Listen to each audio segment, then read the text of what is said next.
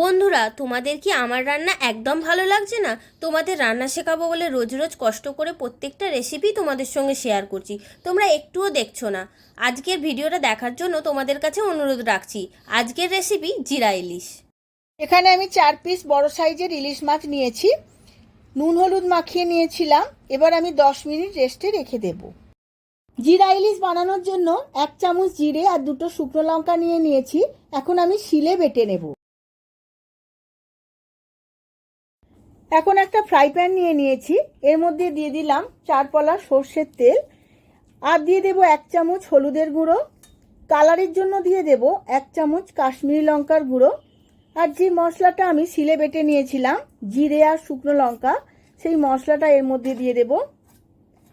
আর দেব স্বাদ মতো নুন। এবার সমস্ত মশলাটা খুব ভালো করে মেখে নেব।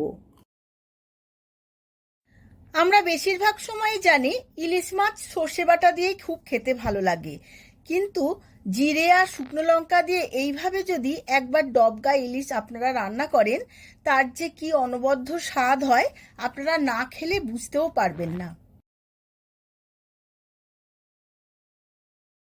সমস্ত মশলাটা খুব ভালোভাবে মেশানো হয়ে গেছে। এবার নুন হলুদ মাখানো মাছগুলোর গায়ে সমস্ত মশলাটা এইভাবে মাখিয়ে নিতে হবে।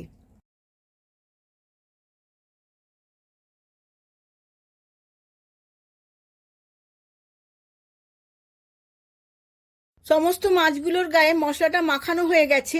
এবার অল্প একটু জল দিয়ে দেব। এই মাছের রেসিপিতে আপনারা যতটা ঝোল খাবেন ততটাই জল দেবেন। এবার 4টে চেরা কাঁচা লঙ্কা দিয়ে আমি ওভেনের ওপরে বসিয়ে দেব। অনেকটাই ফুটে গেছে। এবার গ্যাসের ফ্লেমটা লো টু মিডিয়াম করে চাপা দিয়ে আমি 10 থেকে 15 মিনিট সেদ্ধ করে নেব। 10 মিনিটের মতো সেদ্ধ করে নিয়েছি। এবার মাঝখানে একবার সমস্ত মাছগুলো উল্টে নিতে হবে। ইলিশ মাছ খুব নরম মাছ, খুব সাবধানে উল্টাতে হবে। এইভাবে খুন্তিতে করে আস্তে আস্তে উল্টে নেব। সমস্ত মাছগুলো উল্টে নিয়েছি। এবার চাপা দিয়ে আরো 5 মিনিট সেদ্ধ করে নেব।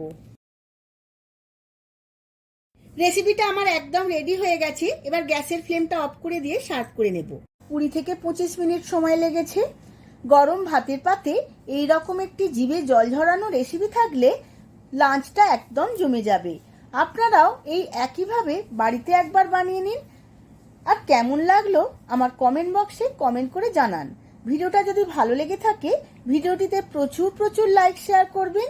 আজ তাহলে আসি, আবার দেখা হবে পরবর্তী ভিডিওতে।